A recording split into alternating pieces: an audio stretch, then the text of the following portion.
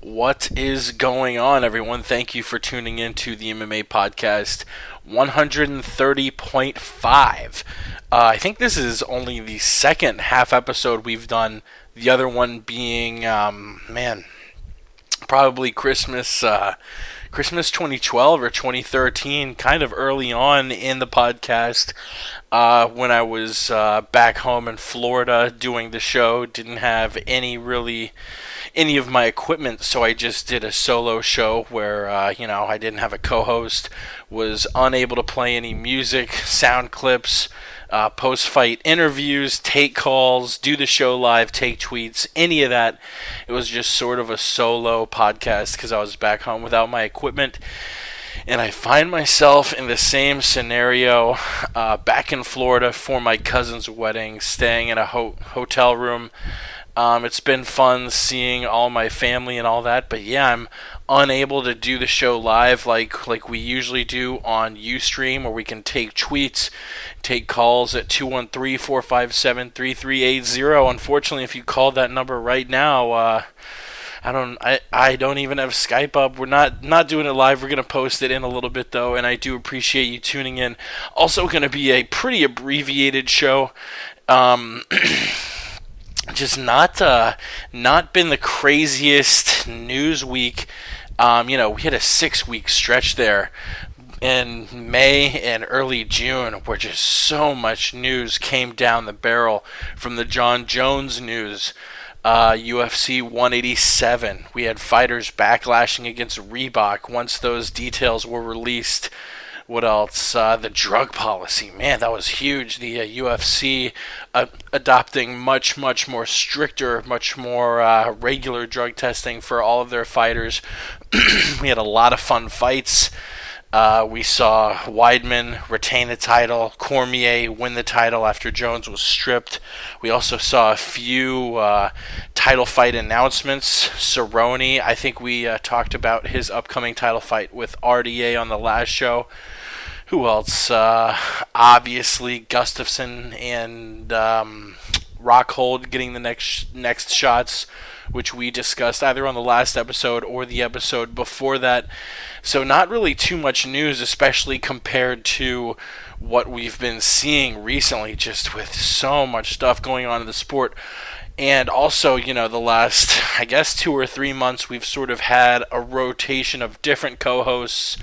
Ramses, he's been out, he's going through a work change, a few things going on in his life. It's been pretty hectic, and we all have those moments where just we gotta deal with shit. So I am confident Ramses will be back. I'm actually pretty sure he'll be back sooner rather than later. So a shout out over to him over at the Aunt Jimmy Show on Twitter. Looking forward to getting him back on the show. Looking forward to doing a few more Word on the Street podcasts. Of course, our co-host, Coach Jamie Huey, Chael Sonnen's boxing coach and the coach of Team Sonnen on The Ultimate Fighter 17 and The Ultimate Fighter Brazil 3. He was just in Brazil for a few months, a while. He seemed to be over there for a while. Just had a kid that was born in Brazil, Thiago Huey. So shout out to Coach, who is a new father, and of course Chael, who is also a new father to Thero Sonnen. So we got a couple of new fighters in the MMA podcast family. So yeah, big shout out to the 2 new dads. I guess I'll save the rest of the shout outs for the end of the show. The MMA Podcast 130. And like I said, this is going to be a very short one. Usually most of the content comes from conversating back and forth with a co-host about fights, differing opinions, all that. This is just going to be sort of a Bill Burr style Monday morning podcast, me ranting for a while about the fights. We actually weren't able to do a show last week just because things fell through with a few different co-hosts I was going to have on. Should be I don't know. It may be a little rocky for the next couple of months. We've been pretty good. I guess we just had our third anniversary of the show on June 6th. Um, we've normally been pretty good about doing a show every week, and I do plan on getting back to that. Just recently, it's been pretty wild. I was in Vegas for UFC 187. We were gonna do a podcast, but it just never happened because we were doing so much stuff. Last week, the host fell through. This week, I'm only doing a half show because not able to bring the equipment to this hotel room in Florida. Which, man, I'm looking forward to my cousin's wedding on Saturday. It does stink. I'll miss that UFC card, that Porter Bronner card. But if you know my family, they fucking love to drink. It should be a shit show. Also going to be in Vegas for UFC 189. So, like I said, sort of the same deal for 187. I'll probably bring my shitty headset mic I'm using now. But whether or not I'll actually be able to do a show from Vegas, usually have the intention to, but it just doesn't end up going down. And then the first week of August, I'm going to be moving. I think, I was doing the show for just about a year when I moved to Florida, from Florida to Denver. I'm moving back to Florida this August, back to the humid. Oh, it's going to fucking suck. I love Denver, but it's time to head back, do a little bit of grad school, and yeah, kids. A marketing degree is not going to get you as far as you think it will, unless you're happy being a telemarketer. But enough about me, damn. Yeah, I will be doing a cross country move the beginning of August. So beginning of August, the UFC 189, I might not be able to do a show those weeks, but we will try and get back to doing those regular shows. Enough show notes. Follow the Aunt Jimmy Show one more time. Of course, we are on Twitter at the MMA Podcast. Let's get into this UFC card we would have broken down last week, but we didn't do a show. UFC New Orleans. I want to touch on that card real quick. Jesus Christ. It was, I heard a lot of bitching beforehand. Oh, this card's shallow, etc., etc. Did it ever deliver, man? The main card had 6 fights. All of them finished in the first round except one. And maybe the most brutal one was the only one that escaped the first round, that Brian Ortega just completely crushing Thiago Tavares in the third round. That fight ended up winning the fight of the night bonus. The other 2 bonuses going to Dustin Poirier and Sean Jordan for their KO finishes, which, Jesus Christ, Sean Jordan does not look like he can land the heel hook he landed to finish Derek Lewis. That was fucking pretty. 48 seconds into the second round. That was the main event of the prelims. Dustin Poirier looking dangerous as hell. The guy he beat in Yancy Medeiros is legit. He has sick jiu-jitsu. Beat Joe Proctor. Looked great.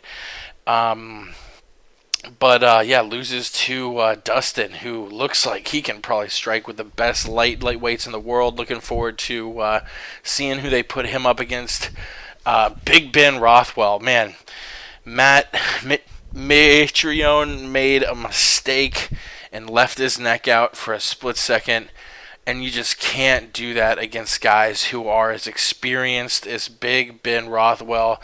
The guy has been doing this such a long time. He's 35-9, been fighting for about 15 years now. Seasoned vet, a ton of IFL experience, and he really made it count against Matt. As far as who Big Ben gets next, it's an interesting question. This puts him up to 8th on the heavyweight list. The fact he's going to be really marketable. He started doing this weird WWE villain character after the fight was over. I don't know what it was about, but I liked it. He had an evil laugh, which, man, I wish I had the full studio set up and I could play that clip now. But just Google search Ben Rothwell evil laugh. Some great stuff coming from him. And then the main event, two guys who I was sort of arguing didn't belong in a main event, which don't get me wrong, I like them both. I think they've had legendary careers, but man, they were like a combined 3-9 in both of their last 6 fights. Dan 1-5, Boach 2-4. Dan lands that H-bomb that goddamn, he sent Boach back to another dimension. Boach, I don't know if he stays in the UFC. This makes it 2-5 in his last 6. In his last 6, he was facing much lesser opponents than Dan. Tim fought Talis Latis, Brad Tavares, Rockhold, who is awesome, but Dalloway, Munoz, Philippou. That's not exactly the murderer's row. Dan fought of Mousasi, Cormier, Shogun, Belfort, Rashad Evans, and Lyoto Machida. So I think there's no question Dan gets another fight as long as he doesn't retire. Tim Boach, I'm not sure whether he's going to be able to keep his contract going with the UFC. Like I said, this is going to be a very abbreviated episode. We're going to breeze through all these fights. UFC 188 going down in Mexico City, Mexico. You could tell early in the prelims that altitude was going to take its toll on fighters. They did an event in Denver. I don't know if it was UFC 150, which that was in Denver, but it may have been the event they did in Denver before that. Pardon me, I'm not sure, but either way, they got a little hesitant about doing the UFC in Denver, especially putting on heavyweight fights, because guys just gassed out a ton. And I don't know what they expected, because you saw a lot of gassing out, you saw a lot of fights that, a lot of fights went the way they were supposed to. You had wins by a lot of favorites, Torres, Cejudo, Escudero, Johnny Case, Pendred. Most guys who were supposed to win won. A lot of decisions. I guess 4 of the 6 prelims went to the judges' scorecard, and 3 of 5 on the main card. So that's what 8 of 12 overall went to the judges' scorecards. Let's break down the top 3 fights. The Gastelum-Marquardt fight went about as everyone expected. Gastelum, a young prospect with just wicked power, fighting a guy who, I don't know. We've seen Nate Marquardt get better. We've seen him plateau, and now unfortunately we're starting to see him decline. In the words of Brendan Schaub on the most recent Fighter and the Kid, which that's an awesome show. Another great show, which I would for sure recommend, Fury's Fight Picks, the MMA Oddscast. Luca Fury, who is on Twitter at twitter.com/Fury's Fight Picks. The dude knows his shit, and especially if you're into gambling, playing like DraftKings, shit like that, he would be right up your alley. Gastelum Marquardt went about as everyone expected. Corner stoppage after the second round, which apparently there's some weird rule in Mexico where the corner can't stop the fight. And Trevor Whitman, Nate's longtime coach, who Nate left for a while, but this was his first fight back with Whitman, a legend in the state of Colorado, where I'm from. Whitman apparently tried to stop the fight, and it's just not in the rules that a corner can stop it, which is really weird, really dangerous. I don't know if that has any correlation with the fact that you do see a lot of fighter deaths in Mexico, but a weird rule going on over there. Eddie Alvarez and Gilbert Melendez. This, Lucas, speaking of his show, I think he actually said that this was going to be a split, and it might go to the guy who didn't earn it. I actually thought Eddie won. I was expecting just a lot more of a shoot 'em up, throw leather sort of fight. Eddie Eddie has been dropped a lot recently, and Gil just, I don't know, he didn't come out with as much ferocity as I thought he would. And Eddie ended up holding the advantageous grappling position for a lot of the fight. Won the split decision. Two judges scoring it 29-28 to Alvarez. One judge 28-29 to Gil Melendez. As far as who you give both of them next, that's a good question. You have Gil moving down to number 5. Eddie Alvarez moving to number 4. So currently you have Cerrone and Rafael Dos Anjos, who will fight next for the title. You have Pettis and Habib Nurmagomedov, who are currently injured. So, I mean, a fight between those two would make sense for a title eliminator once they both got healthy. In the meantime, I don't think that's going to be for a while, at least until late 2015. So what do you do with these guys, Alvarez and Melendez? I don't know, honestly. You've got an upcoming fight between Al Iaquinta and I guess Al will be fighting Gil. The winner of that fight, you either have Gil getting right back in the short line for a title shot, or you have Al just skyrocketing up the list. I'm not sure. I probably should have looked this up before the show, but if Michael Johnson currently has a fight, I'm not sure whether he does or not. Yes, he does. He's facing. Oh man, really? He's facing Beneil Dariush at August 8th at UFC Fight Night 73, which will be in Nashville, Tennessee at the Bridgestone Arena. Dariush is good. His last win, I think he won by submission, was impressive. But I feel like that's sort of a waste for Michael Johnson, to be honest. You have sort of a, I don't know if you want to call it a logjam, but your second-ranked fighter is getting the next shot. 1 and 3 are injured, and 4 and 5 just fought each other. This is prime time to give Michael Johnson a good opponent, and I don't know. I think the UFC may have whiffed there, giving him a fight against Beneil Dariush. Let's move to the main event, which I watched. I watched in a terminal at Denver International Airport, Gate A44. If you're curious, I flew Spirit Air back to Florida. Yeah, man, this was a surprising fight. I don't think anyone expected to see Kane come out looking just gassed and no head movement or little head movement, moving so slow that it was ineffective. Verdum not really moving his head either. We saw in the lead up that Verdum had been training in Mexico at altitude, getting acquainted with what that would be like. Kane remained at sea level in California. I don't know if that bit him. I don't know if he was injured and just decided to fight because he had been pulling out of so many fights due to injury. Kane, the first thing I will always think about when I think of Cain Velasquez is this.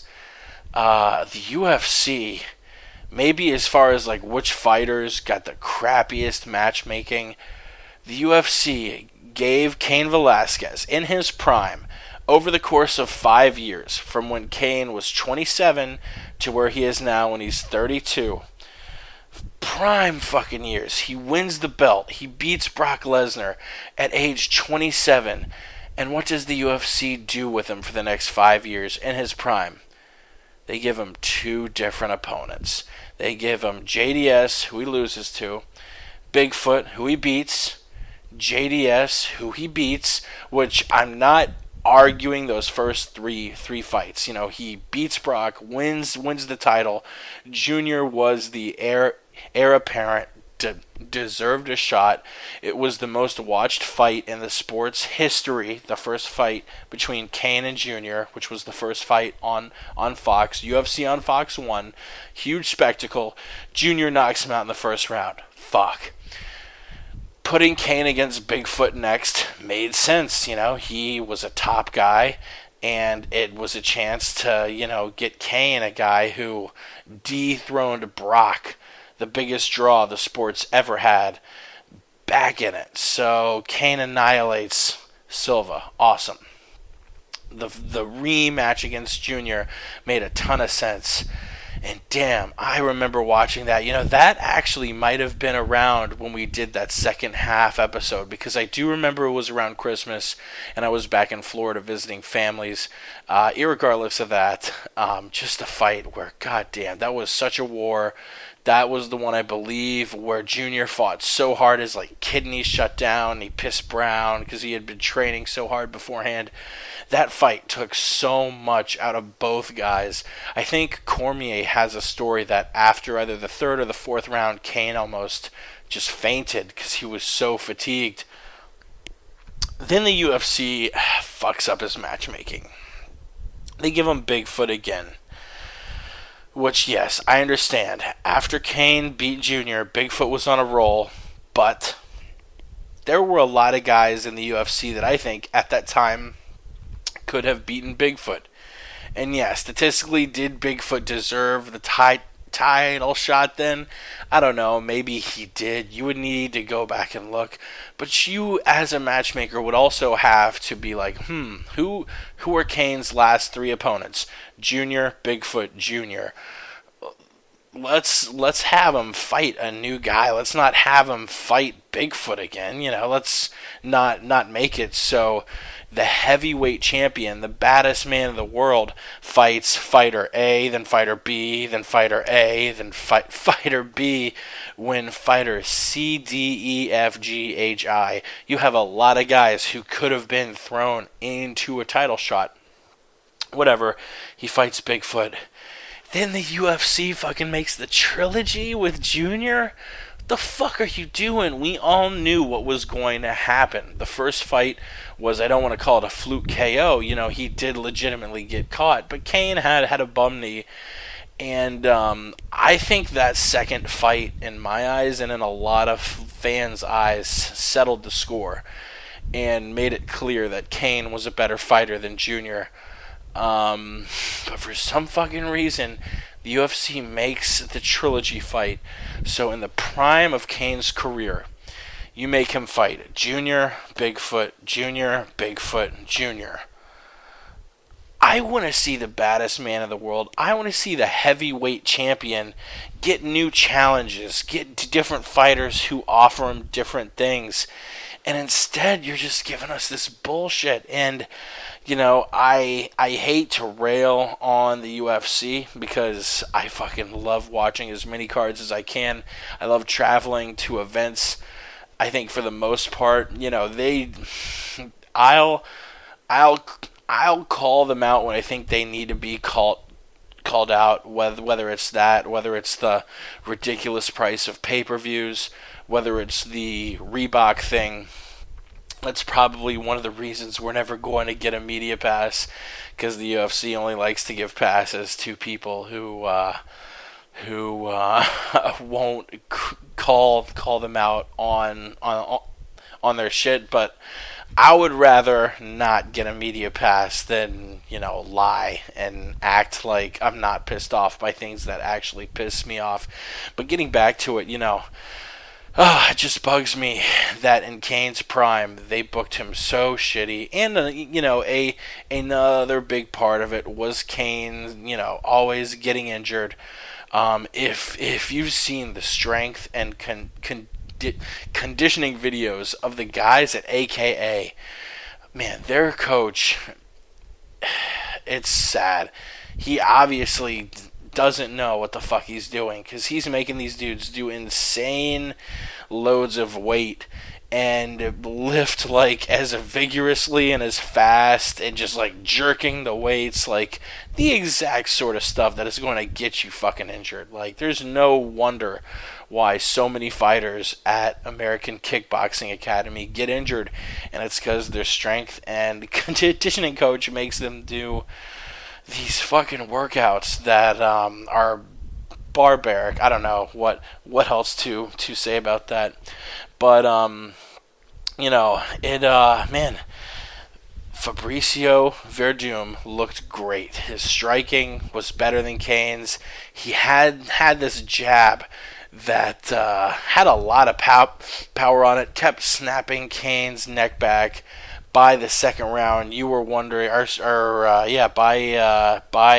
the second round, you were curious when the fight was going to stop, when Kane would lose. It was obvious halfway through the second round who the winner was going to be. After the second round, a doctor came, checked Kane, made sure he could still fight. I believe it was his left eye that was just pouring blood. He had a huge cut above his eye. And, I put $10, which is a lot of money. I rarely bet on sports. And putting $10 on a fight means I'm very, very sure of it. I thought Kane was going to win, to be honest, but I thought Fabricio at plus 450, which basically means for every $100 you bet, you profit $450. So, I got a little $45 profit off my $10 bet. I thought that was ridiculous value, just because Verdum is so good at cinching up those subs. He had a crazy prop for winning by sub, which I almost bet. I should have bet. But yeah, it looked like Verdum was cruising to a TKO or an easy decision win. But Kane shoots in, leaves his neck open. Verdum grabs the neck, cranks in the guillotine choke, and wins 2 minutes 13 seconds into round 3. Beats Cain Velasquez, who'd been champ for a while. And it's weird seeing these guys fall one by one. GSP, Anderson, Barao, Kane, who else? Fucking Frankie, Pettis. Who the next one will be, we'll see. But Kane, champ for a while, defeated by the interim champion Fabricio Verdum, who now, you look at his UFC slate. He was in the UFC for a while. Pride, the UFC buys it, comes over to the UFC, interestingly enough, in his first UFC fight back in 2007, loses via unanimous decision to Andrei Arlovski, who is currently up in the higher echelons of title contenders at 265. Beats Brandon Vera, beats Gabriel Gonzaga, and then loses to Junior Dos Santos. UFC 90, UFC cuts him. That was, I guess about 7 years ago. Since then, the guy has put a 9-1 record together. The only fight, the infamous fight, where he fought Overeem in the Strikeforce Heavyweight Grand Prix quarterfinal. Reem just wanted to stand up, and Fabricio would lay on his back and he literally waved Alistair in, just wild stuff there. And really, since that fight, he lost in Strikeforce.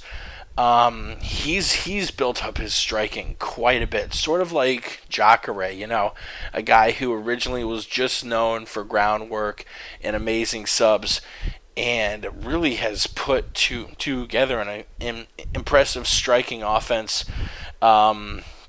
Since losing to Overeem, his fight after that was his UFC debut against Roy Nelson, and he hasn't looked back since. He's been 6-0, defeating Nelson via decision, Mike Russo via TKO, Big Nog via sub, Travis Brown via unanimous decision.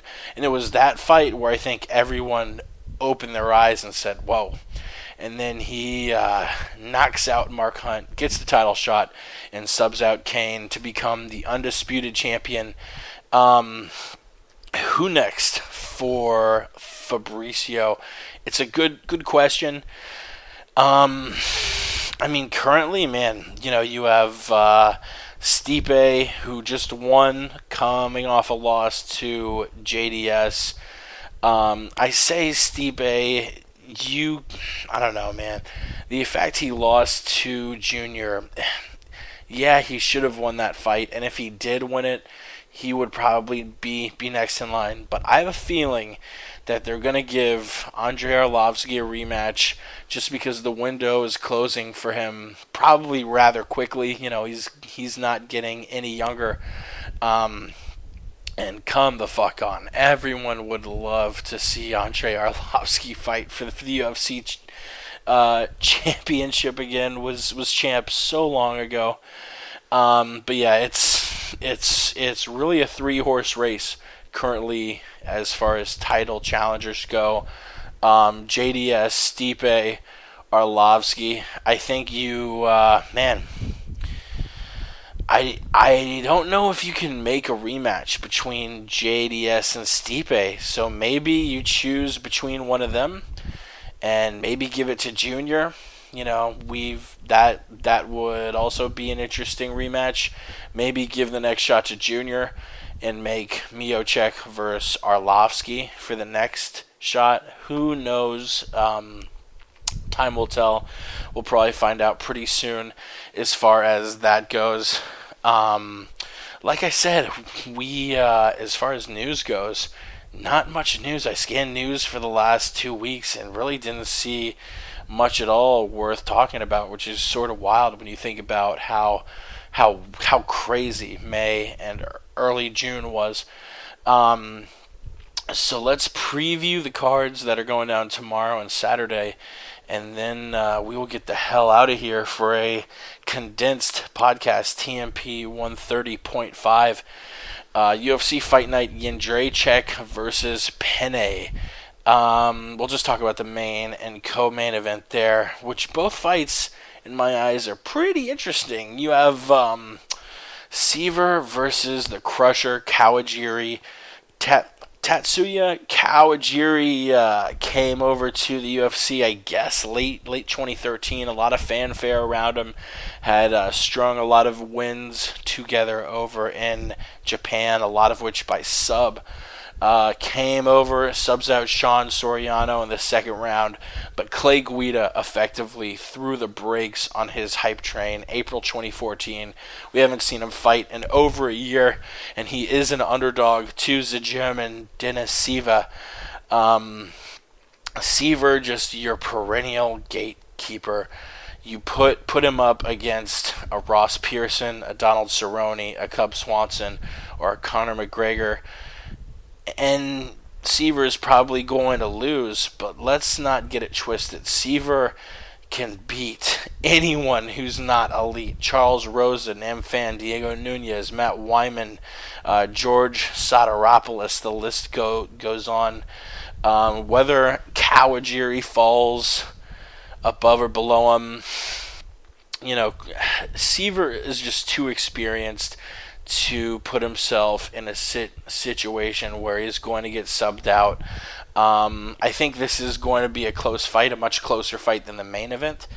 I'm not going to be shocked if Kawajiri wins, but if I had to predict what goes down, I think Seaver cruises to a 29-28 decision unanimously. Main event, Jędrzejczyk versus Jessica Penne. I hate to talk ill of the women's strawweight division, but it's just, it needs time, and I'm not saying the UFC should get rid of it. I think it should exist, but it just needs time for, the next generation of girls to get into mixed martial arts. The fact of the matter is, you have a lot more men competing in mixed martial arts than women. Therefore, just by numbers, I'm not saying women are worse at MMA than men, but I'm saying if you have a lot more men fighting than women, you're going to have a lot more shitty men. You're going to have a lot more average men. You're going to have a lot more elite men. So just naturally, you throw the bad and the average out. You're going to have a lot more world-class, top-flight strikers, grapplers who are men as compared to women. I think in time, the women's weight classes will shape up. I mean, look at bantamweight. Shit, you've had so many legit women. I mean, Sarah McMahon, Olympic wrestler, Alexis Davis, Sarah Kaufman. They're fucking killers. Bitch Correia, Jessica Misha fucking Tate, Amanda Nunes, Liz Carmouche, Holly Holm. And that's not mentioning fucking Cyborg, fucking Rowdy Ronda Rousey, a goddamn movie star. That weight class has come so far in the last, 2 years, where hardly anyone knew about Ronda Rousey. Misha Tate was the Strikeforce champ. No one knew anything about the women's bantamweights, and now they've come a long way. I think strawweight has that potential, and I think you do have a few fighters who are fucking ridiculously talented. Jessica Aguilar in the World Series of Fighting. Claudia Gadella. You have Carla Esparza, who is a dope wrestler, and she's young too. When she evolves and gets a little bit better, she's gonna be scary. I think Joanna Jędrzejczyk is there, though. I think she is world class. She's fucking elite. Those combos she put together against Carla Esparza, Jesus fuck. Go back and watch that fight. I think the UFC is offering it as a free fight on their YouTube channel, youtube.com/UFC. Dana, don't say I never did you nothing. Did you anything? Did anything for you? I don't know, people. Jędrzejczyk is the real deal. Her Muay Thai, Jesus Christ, her Muay Thai is insane. And I think she is an elite fighter, where Jessica Penne is a good fighter. Not to say anything wrong about Jessica, but you look at who she's fought. She's really been tested. I don't know. She fought Randa Marcos at the TUF finale and won via split decision. Before that, her only real test in Invicta, where she had 4 fights, was against the karate hottie Michelle Watterson, and she lost that fight via armbar. I think Jędrzejczyk is going to piece her the fuck up and win via TKO in the first or second round. The only other event to break down, this Bellator event on Friday, look for them to try and elevate their guys. Pitbull I think beat Daniel Strauss. They have him fighting a guy who's not as good as the guy he just beat. So look for a win from Pitbull. They're going to try and get Strauss back in the win column. They're going to try and get Michael Chandler back in the win column. Who else is fighting on that card? I'm thinking. They're giving Chandler a bum, Strauss a bum, Pitbull a bum. They're giving Bobby Lashley a bum. But the freak show we're all going to be tuning in for is the freak show between Ken Shamrock and Kimbo Slice. And I think a lot of fans feel the same way about this. They're going to watch, but it makes them sad. You're wheeling this guy and Ken Shamrock out, who's 51. I don't know why they commissioned this fight. This guy hit his prime in the mid-90s. It's 2015. I think he has 1 win since like 05. And he's like 2-7 in his last 9, and those 2 were against bums. And he was just fighting to get paid. And I don't know, the whole thing's a fucking freak show. It's supposed to be a heavyweight fight because Kimbo weighs like 235, but Shamrock weighed in at 204. Like, really, dude? You're not just gonna like drink a bottle or two of water to get to that? You're just gonna weigh in at light heavyweight? It's a joke all around. Uh, I guess we'll see a finish. We'll probably see Slice win, which is hilarious. It'll be a sad last fight for a guy who deserves to be remembered better, but he's just going for a paycheck. You look at pictures of the guy, he's dripping in the magma, the steroids, the HGH, the TRT, whatever you want to call it. He's dripping in it. And yeah, of course you'll watch, but if there is any such thing as a guilty pleasure when it comes to watching MMA fights, this will be as close as it gets. And I guess that does it as far as shout-outs. Anyone who tweets into the show, our boy Kevin Black, the MMA enthusiast, Don Enrique, who the fuck, I'm not gonna pull up Twitter so I don't miss any names. I'm always getting corrections, and oh, you fucking missed me. Who else? Don Enrique, the co-host Davey Boy, DAVEI_BOI. Our boy Alan at Westland Eagle AH, Ross Finkelstein before the L, Hiro Shinwoo, who had his debut, I think, in our last episode, did pretty well.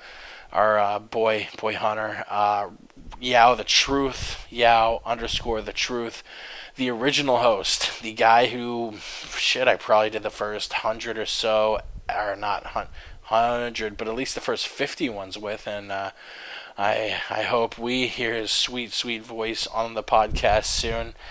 Alright, who else? Our boy at Samuel Ronick, RONIK, who just tweeted us today. Of course, our boy JF757, Front Row Brian. If you haven't heard his show with Filthy Tom Lawler, Ramses and I produce it and put the shows up. So follow Front Row Brian, follow Filthy Tom Lawler, and listen to the Filthy FRB show. Who else? Our boy Nick UFC, our boy Super Kahlo. We're gonna try and get Joe Schilling on the podcast soon. Like I said, our boy Kevin Black at Technics88. Gavin Frost 361. It was dope. I was able to get a beer with Gavin before the Glory in Denver, which, yeah, if anyone listening will be in Vegas for UFC 189, we should get the cold beer. We will be coming back next week with a full episode. Hopefully, a co-host will do it live, take tweets, take calls, have sound effects, have music, do a full production. Of course, our boy Mystery, who does the outro, which unfortunately we won't be able to play. Follow him on Twitter at Mystery Deja, AMS, fucking Fatal Tito, all of the friends of the show, UFC Gal 4. And I've scrolled down a ton just to get all of these goddamn names. Basically, if you listen to the show and you support us, we couldn't appreciate it anymore. Have enjoyed the shit out of the last 130.5 episodes. Looking forward to the next 130.5. We'll see you next week. Enjoy the weekend's fights. It's summer, so as long as it isn't flooding like it has been in the Midwest, go outside, take a deep breath, enjoy life. You only live it once. We'll see you next week. I love the shit out of all you cocksuckers. And until then, we gone.